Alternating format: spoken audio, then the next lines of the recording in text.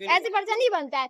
मैंने करी और मैं हनुमान चालीसा ही पढ़ रही थी बैठ के। जब मेरे को बुलाया गुरुजी ने, मैं बैठी हुई थी राम दरबार में, मैं अपना हनुमान चालीसा पढ़ रही थी।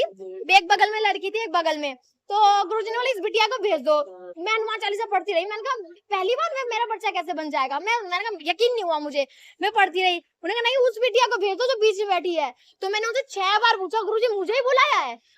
तो भाई बनने को तो एक बागेश्वर धाम। दोस्तों अभी हम हैं बागेश्वर धाम में और हमारे साथ बागेश्वर धाम सरकार की अति प्रिय शिष्या जुड़ चुकी हैं और ये यहाँ पर सेवादार भी हैं, गुरुजी की सेवा भी करती हैं।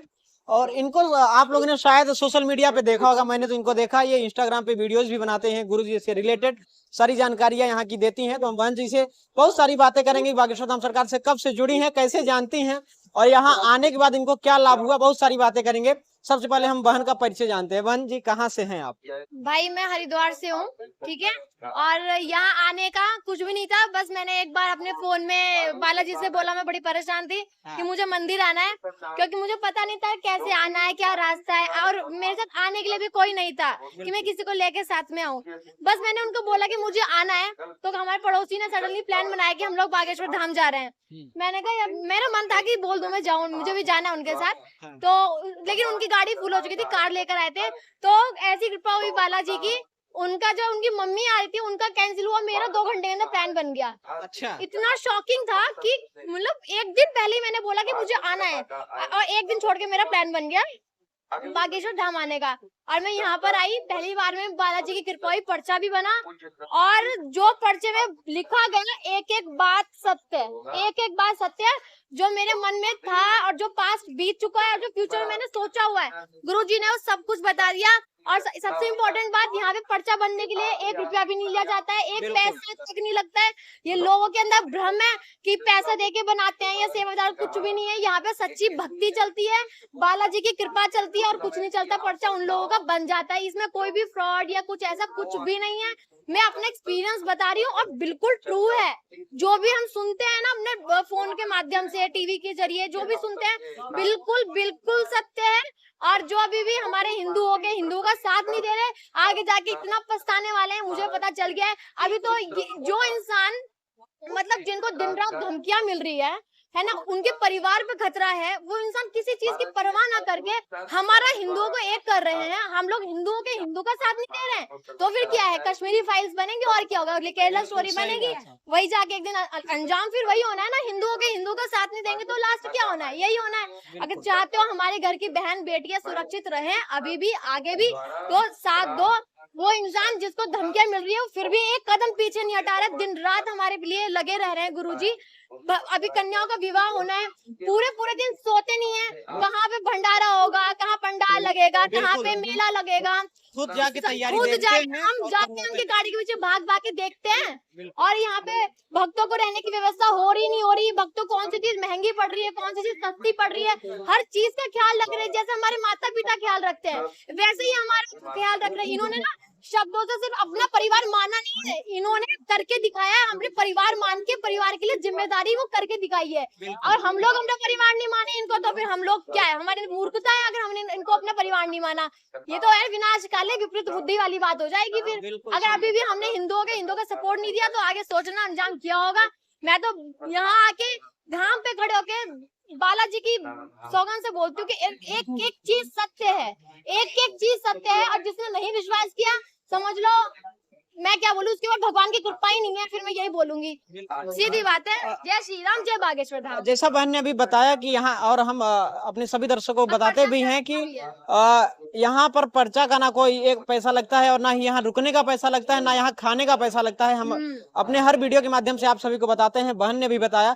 बहन अच्छा कितने दिन हो गए आपको यहाँ आए? मुझे आए हुए 10 दिन हो गए होंगे, 10 दिन से शायद ऊपर ही होने वाला होगा। हाँ, और एक और बात, यहाँ मात्र मेरा 100 रुपए पर डे जाता है, जो कि मेरा रहने का है। और बाकी यहाँ दरबार हॉल है, सेवक जो होते हैं यहाँ पे उनको रहने की व्यवस्था दी जाती है। जो बाहरी आदमी है वो 100 रुपए 50 में भी रह सकता है, यहाँ पे 50 में भी रह सकता है। खाने की चिंता नहीं है, सुबह शाम यहाँ भंडारा चलता है, खाने की भी कोई मतलब 50 में एक आदमी एक दिन सर्वाइव कर सकता है यहाँ पे। ना खाने की चिंता, ना रहने की चिंता है। भगवान जी की कृपा तो है ही यहाँ पे, तो दुखियारे आते हैं उनकी सुननी तो जाती है। और एक बात और भाई लोगों बहन लोगों, सबसे एक ही बात और बोलना चाहती हूँ, जो मेरे गुरुजी भी हमेशा सबको बोलते हैं कि पर्चे से कुछ नहीं होता, पर्चे से एक विश्वास दिलाया जाता है, ठीक है। अगर आप यहाँ आके अर्जी बांध के 21 परिक्रमा करके बालाजी को 5 हनुमान चालीसा पाठ सुना दो, आपकी अर्जी स्वीकार उसमें ही हो जाती है। इसमें सब आधे से ज्यादा लोगों से पूछना, उनकी पर्चा नहीं बना लेकिन प्रॉब्लम सारी सॉल्व हो गई है। बिल्कुल सही तो बात है। अगर पर्चा नहीं बन रहा तो ब्लेम मत करो कि पर्चा नहीं बन रहा उनका, ऐसे मत बोलो, क्योंकि कृपा तो बालाजी करने। अच्छा, हमारे गुरुजी पे किनकी कृपा है? बालाजी की। तो बालाजी को पकड़ना है ना हमें पहले, तो गुरुजी अपना मिल जाएंगे हम लोगों को। हम लोग गलत दिशा में जा रहे हैं, पहले चीज समझो क्या है। हमें बालाजी की भक्ति से जुड़ना है। मैंने करी, जब मैं आई यहाँ पे मैंने हनुमान चालीसा पढ़ी, मैंने कहा मुझे अपना पर्चा बनवाना, ये नहीं कि गुरुजी बना दो, ऐसे बनता ही नहीं है पर्चा यहाँ पे, ऐसे पर्चा नहीं बनता है।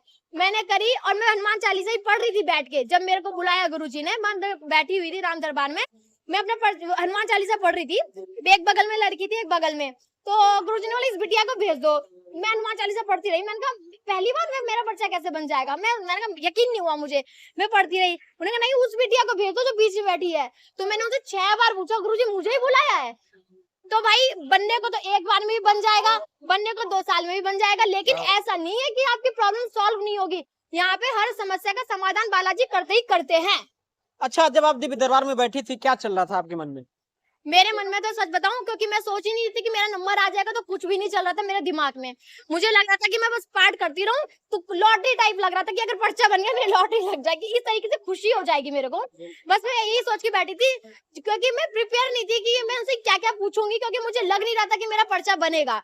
लेकिन जब पर्चा बन गया, आप ऐसे ही समझ लो, इतना शॉक हो गई मैं कि मेरे दिमाग में जो था भी ना एक आधा क्वेश्चन, वो भी निकल गया। जो लोग कहते हैं ना माइंड रीडिंग करते हैं, अरे मेरे भाइयों और प्यारे बहनों, कैसे माइंड रीडिंग कर देंगे? अच्छा, जब मैं उनके सामने बैठी तो मेरे दिमाग में 1% कुछ नहीं चल रहा था। मैं इतने में खुश थी कि मैं पास से गुरुदेव के दर्शन कर लिए थे। मैं इतने में बहुत खुश हो गई थी। एक क्वेश्चन मेरे मन में नहीं था। जब पहुंची उनके पास, तब ब्लैंक हो गया दिमाग। क्वेश्चन तो बहुत थे पहले मेरे दिमाग में, उनके पास जाके ब्लैंक हो गया मेरा माइंड जाके। तो क्या बोलते हैं, गुरुजी ने पर्चा बना के रखा था, और जो मेरे पास में हुआ वो बता दिया, जो मैं करियर में बनना चाहती हूँ वो बताया, मेरे प्रॉब्लम क्या है, मेरी फैमिली प्रॉब्लम क्या है, A to Z एकदम वर्ड टू वर्ड सही बताया है।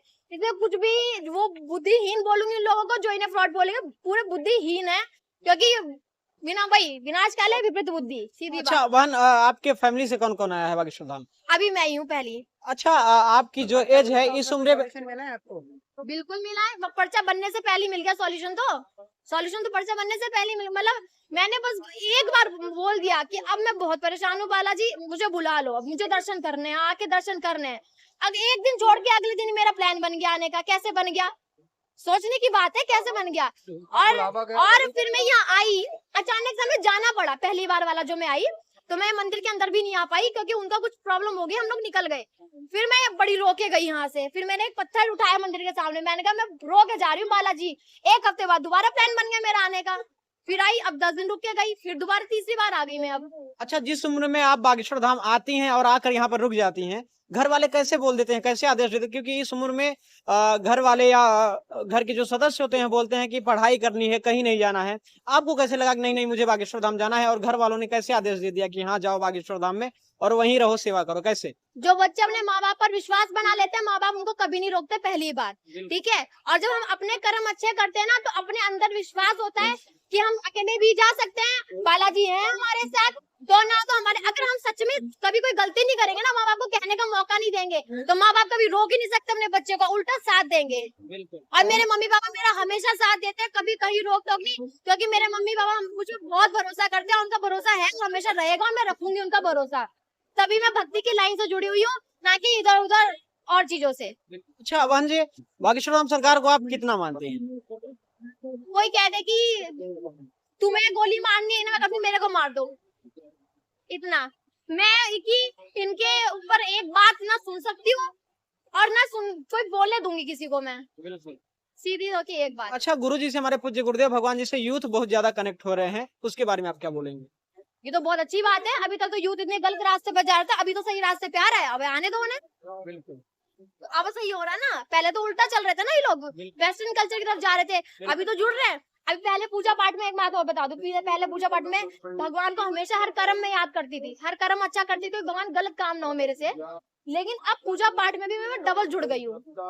तो ये अच्छा ही हो रहा है हम लोग के लिए। हम लोग अपनी संस्कृति नहीं भूलेंगे, संस्कार नहीं भूलेंगे। अभी सब कुछ भूल के क्लब ये सब लोग लड़कियां वड़कियां आज के एज में सब इधर उधर सब जा रहे बच्चे। अभी गुरुजी वापस ला रहे हैं ना अपने लोगों को, बिल्कुल। अपनी संस्कृति से वापस जोड़ रहे। इतना अच्छा काम कर रहे हैं हमारे लिए, फिर भी हम लोग उन्हीं को बोल रहे हैं। मैं तो कहती हूँ शर्म आनी चाहिए जो ऐसा बोले। अच्छा, गुरुदेव भगवान से जुड़ने के बाद कितना बदलाव आया, चाहे आपके अंदर चाहे आपके परिवार के अंदर, क्या परिवर्तन दिखा आपको? परिवर्तन क्या, आप कहते हैं ना कुछ बातें होती हैं वर्ड से नहीं बोल पाते, शब्द कम पड़ जाते हैं। जब से यहाँ से जुड़े जिंदगी में मुझे परेशानी जो होती थी ना, हाय परेशानी परेशानी, अब लगता है इनको परेशानी भी है। अब लगता है यहीं रह लो, यहीं जिंदगी बिता लो, मन करता ही नहीं कहीं और जाने का। इतनी पवित्रता है यहाँ पे और शक्तियाँ। लोग कहते हैं भगवान दिखते नहीं, और मैं भी कहती थी शक्तियाँ दिखती नहीं, भगवान तो होते हैं। लेकिन यहाँ आओ, यहाँ भगवान भी दिखेंगे और शक्तियाँ भी दिखेंगी और साक्षात तुम्हें आईना भी दिखेगा। अच्छा, बागेश्वर धाम सरकार से अगर आपको जोड़ना हो तो लोगों को जोड़ना चाहेंगे? बिल्कुल जोड़ना चाहूंगी। अच्छे काम में क्यों पीछे हटना। लोग ग्रुप बना के आ जाओ, सिटिंग बैठ रहे हैं आ जाओ। लोग उल्टे काम में जोड़ते हैं। अगर बागेश्वर धाम में जोड़ने का मौका मिला तो मैं इस काम में जरूर जोड़ूंगी। अच्छा, बागेश्वर धाम सरकार एक 27 वर्षीय युवा है, आपको क्या लगता है कि गुरुदेव भगवान को शादी करना चाहिए?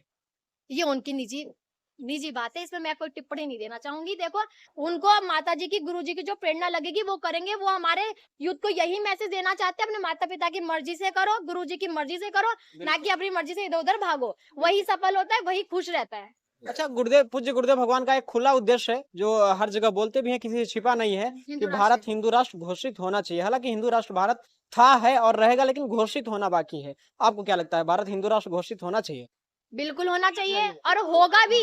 अगर ये सच्चे हिंदू हैं, हिंदुओं को साथ दिया तो एक दिन होगा भी। मैंने क्या बोला शुरुआत में, अगर नहीं दिया साथ, हिंदू राष्ट्र घोषित नहीं किया, तो केरला जानते ही हो, कश्मीर जानते ही हो, इतने अच्छे खासे एग्जाम्पल सामने हैं। देख के तब भी आंख बंद कर लो, वो आप लोगों की गलती है। बाद में जाके आप लोग पछताओगे। कोई एक इंसान पछताने वाली नहीं। गुरुजी किसके लिए कर रहे हैं, दिमाग तो लगा लो थोड़ा सा, किसके लिए कर रहे हैं। एक बार सोचो कहीं शांति से बैठ के। जिस इंसान को गोली की धमकी मिल रही है, कहीं मारने की धमकी मिल रही है, परिवार के पीछे खतरा है, वो कुछ भी ना सोच के हम लोगों के लिए दिन रात मेहनत कर रहे हैं।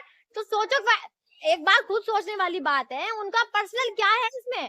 इतने लोगों के लिए वो खुद जी रहे हैं, इतने लोगों के लिए वो खुद कर रहे हैं। आज की डेट में अपने नहीं करते जितना वो हमारे लिए कर रहे हैं। तो दिमाग लगा लो, अपने रिश्तेदारों को याद कर लो। सोचा कोई किसी का नहीं होता है। जो एक इंसान जो किसी का, आप वो हमारे क्या लगते हैं, कुछ भी नहीं, फिर भी दिन रात हमारे बारे में सोचते हैं।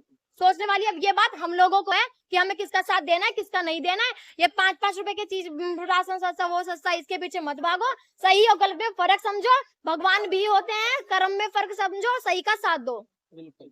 हिंदू राष्ट्र हिंदुस्तान हिंदू राष्ट्र घोषित नहीं होगा तो क्या होगा? चलिए, ज्यादा परेशान नहीं करेंगे बहन को। हमसे जुड़ने के लिए बहुत बहुत धन्यवाद। और जितने भी सनातनी हमारे इस वीडियो को देख रहे हैं, आप सभी से निवेदन है, रिक्वेस्ट करता हूं कि रोज स्नान करने के बाद कम से कम 3 या 5 बार हनुमान चालीसा पाठ अवश्य पढ़ें और अपने घर के छत पे श्री राम नाम का पताका जरूर लगाएं। जय श्री राम, जय बागेश्वर धाम।